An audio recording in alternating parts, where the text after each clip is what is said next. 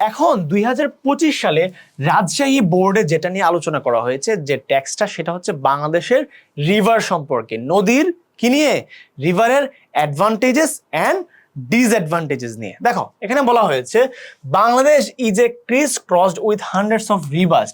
Chris crossed মানে হচ্ছে বাংলাদেশে অসংখ্য আঁকাবাঁকা নদী। Bangladesh is criss crossed with hundreds of river মানে শত শত নদী দিয়ে আঁকাবাঁকা কি জোড়ানো আছে। Use a demonstrative to pre-modify the noun. Rivers are the gift of Almighty Allah. মানে নদী হচ্ছে আল্লাহর দেয়া কি একটা দান, উপহার। উপহার না, এখানে দান হবে। নদী হচ্ছে কি আল্লাহর দেয়া উপহার। এখন আমাদের কি করতে হবে? ডেমনস্ট্রেটিভ। এখন এই যে নদী, অনেকগুলা নদী, এগুলোর পরিবর্তে আমরা কি বসাতে পারি ডেমনস্ট্রেটিভ হিসেবে? দিস কি হবে? দিস রিভার্স, এই নদীগুলো হচ্ছে কি জানো? Are the gifts of almighty Allah. Almighty আল্লাহর এগুলো হচ্ছে কি দান। They play a very important role. তারা কি করে? একটা ভূমিকা পালন করে। রুল মানে কি? এই রুল মানে হচ্ছে কি ভূমিকা। They play a important role in our economy. এখন ইকোনমিতে বলা হয়েছে প্রি মডিফাই দ্য নাউন। এখন এই নাউনটা কি? এখানে নাউনটা হচ্ছে ইকোনমি। এখন এখানে যদি আমরা মডিফাই করতে চাই কি লাগবে? আমাদের একটা অ্যাডজেক্টিভ লাগবে। এখন এই যে নদী, আমাদের কি নদী ছাড়া কিন্তু কি আমরা পণ্য আনা নেওয়া করতে পারি না। তার মানে হচ্ছে কি নদী আমাদের জীবনের একটা এসেনশিয়াল পার্ট হয়ে দাঁড়িয়েছে।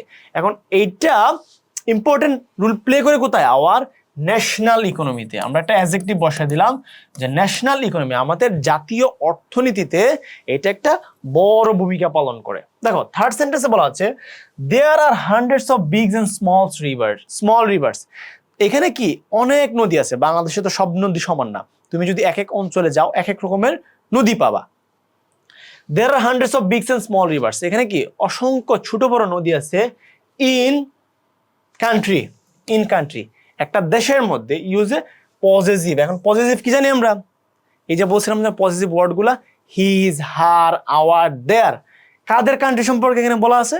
আমাদের কান্ট্রি। তাহলে এটা ইংলিশ কি হবে? যে আওয়ার কান্ট্রি। পজেসিভ হিসাবে আমরা কি দিতে পারি? Our country. The big rivers flow but small ones flow only during the rainy season. এখানে বলা হয়েছে যে বড় নদীগুলো আছে এগুলা সারা বছর প্রবাহিত হয়, কিন্তু ছোট নদীগুলো কি সারা বছর প্রবাহিত হয় না। তুমি যদি তোমার, আমি জানি না তোমার আসলে বাসা কোথায়, তো অনেক এলাকায় কি থাকে, নদীগুলো শুকায় যায়, মানে গ্রীষ্মকালে শুকিয়ে যায়, আবার মানে বর্ষাকালে কি এটা পানিতে ভরে যায়। কিন্তু কিছু নদী আছে যেমন পদ্মা, মেঘনা, যমুনা, এই নদীগুলো কি কখনো শুকায় না। তার মানে আমরা বলছি কি একটা অ্যাডভার্বিয়াল ফ্রেজ দিতে হবে, এক গ্রুপ অফ ওয়ার্ড দিতে হবে যেটা ফ্লোটাকে কি মডিফাই করবে। তাহলে আমরা কি দিতে পারি?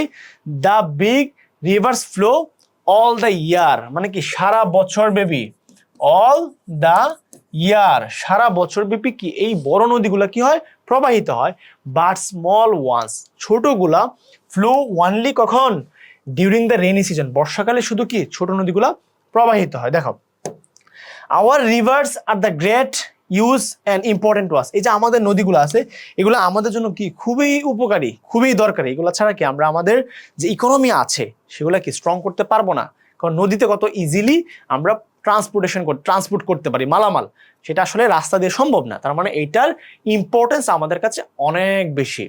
দেখো ফোর্থ সেন্টেন্সে বলা আছে, ফিফথ সেন্টেন্সে দে আর, তারা হচ্ছে রিলেটেড। তারা হচ্ছে কি রিলেটেড মানে হচ্ছে কি সম্পৃক্ত, সংযুক্ত। এখন বলছে প্রি মডিফাই দ্য ভার্ব, এটা হচ্ছে কি আমাদের ভার্ব রিলেটেড। এখন যদি বলি কেমন রিলেটেড, যেহেতু আমরা নদীর মাধ্যমে অনেক কাজ করি, এটা হবে কি একটা অ্যাডভার্ব বসাতে হবে। কি দিব আমরা? হয়তো ক্লোজলি রিলেটেড বা ডিপলি রিলেটেড। আমরা এখানে দিয়ে দিলাম যে ডিপলি বা closely related to our economy, আমাদের অর্থনীতিতে এটা closely related. And prosperity of our country, আমাদের দেশের যে সমৃদ্ধি, আমাদের দেশের যে উন্নতি, এটার সাথে নদী হচ্ছে কি অতপ্রতভাবে জড়িত। দেখো this rivers are sources of communication, এটা হচ্ছে কি যোগাযোগের মাধ্যম, হ্যাঁ যোগাযোগের উৎস। তুমি যদি কোথায় যাও জানো, ভোলা যাও, চাঁদপুর যাও, তুমি নোয়াখালী যাও, বরিশাল যাও, এইসব যে অঞ্চলগুলো আছে এখানে কি তুমি নদী ছাড়া যোগাযোগ করতে পারবা না। ওকে, পরে যেটা আছে wealth and prosperity, energy and fish, এটা হচ্ছে এনার্জি একটা উৎস। আমাদের কি এনার্জি উৎস, মাছের উৎস হচ্ছে কি নদী। All the rivers play a কি রুল? Play a rule. এই যে দেখো আবার রুল চলে আসছে। তো রুলের সময় আমরা কি বলছি, যখনই কোনো কিছু রুল বসবে তখন তোমার কোনো ইনস্ট্রাকশন দেখার দরকার নাই, তুমি সরাসরি বসায় দেবে কি জানো, ভাইটাল রুল, ইম্পর্টেন্ট রুল অথবা সিগনিফিকেন্ট রুল। তো আমরা এখানে কি দিতে পারি, অল দ্য রিভার, সব নদীগুলো কি করে, প্লে এ ভাইটাল রুল, কি করে, প্লে এ ভাইটাল রুল, একটা বড় ভূমিকা পালন করে ইন আওয়ার সিস্টেম। কি সিস্টেম, মাত্র বললাম ট্রান্সপোর্টেশন সিস্টেম, কমিউনিকেশন সিস্টেম। তাহলে কি হবে এটা, in our communication system.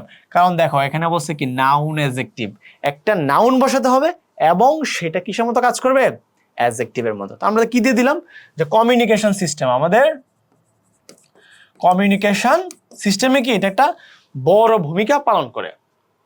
We use boots, আমরা কি করি, নৌকা ব্যবহার করি, লঞ্চেস ব্যবহার করি, স্টিমার্স ব্যবহার করি। যদিও এখন স্টিমার নাই মনে হয়, আই এম নট শিওর, মনে হয় না ব্যবহার করা হয়। We use boats, launch, steamers, goods through riverways which is cheaper and easier than carrying by land in our country. মানে আমরা নৌকা ব্যবহার করি, বুট ব্যবহার করি, লঞ্চ ব্যবহার করি, এগুলা কিসের জন্য, কোনো কিছু পণ্য পরিবহনের জন্য, কমিউনিকেশনের জন্য, এবং এটা হচ্ছে কম্পারেটিভলি অনেক চিপ, আর যেটা কি ল্যান্ডে করা পসিবল না। এখন কি বলছে ইনস্ট্রাকশনে, আমাদের ইনস্ট্রাকশন দেখতে হবে, infinitive to pre modify the noun. এখন কি নাউন, আমরা কি গুডস, মালামাল বা পণ্য, তাহলে পণ্য আমরা কি করি, আনা নেয়া করি, তাহলে কি হবে, ক্যারি হবে, টু ক্যারি, টু ট্রান্সপোর্ট। আমরা এখানে দিয়ে দিলাম টু ক্যারি গুডস, মালামাল বহন করতে।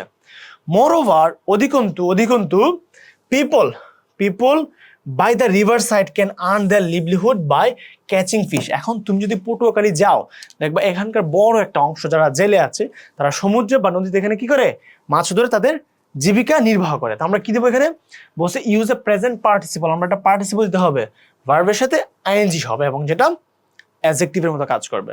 তাই দেখো পিপুল, আমরা যদি দেই লিভিং, মানে যারা বাস করছে, পিপুল লিভিং রিভার সাইড মানে হচ্ছে কি নদীর পাশে, ক্যান আর্ন করতে পারে, আয় করতে পারে, উপার্জন করতে পারে, দেয়ার লিভলিহুডস, তাদের জীবন জীবিকা বাই ক্যাচিং ফিশ। তার মানে বুঝতেছো যে নদী আমাদের জন্য জীবনে কত বড় ভূমিকা পালন করে। ওকে, লাস্টে বলা হচ্ছে দ্য সিল্ট, মানে হচ্ছে কি নদীর যে নিচে উর্বরতা বাড়ায় না, ওটা কি জানে পলল নিয়ে আসে না নদী। আচ্ছা, the silt by the river water increases the fertility of the agriculture land. আমাদের যে এগ্রিকালচার ল্যান্ড, বর্ষাকালে যখন অনেক বৃষ্টিপাত হয় সেটার সাথে কি নদীর অনেক ছোট ছোট মাটি চলে আসে, কি জানি বলে, হয়তো পললই বলে আর কি। সো এইগুলা কি যখন নিয়ে আসে আমাদের জমির যে উর্বরতা আছে সেটা বাড়ায়, মানে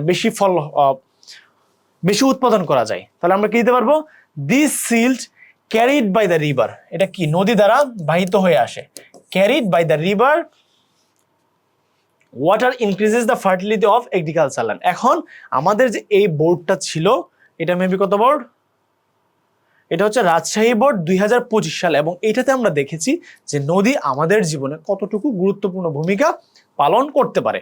তো আজকে ছিল এইটার ক্লাস, রাজশাহী বোর্ড 2025-এর। আশা করি তোমরা এটা রিলেট করতে পারছো। আর যদি কোনো কিছু না বুঝো তোমরা অবশ্যই কমেন্টে জানাবে যে কোন বিষয়টা বা কোন অংশটা বুঝো নাই, যাতে আমি পরবর্তীতে তোমাদেরকে বুঝিয়ে দিতে পারি।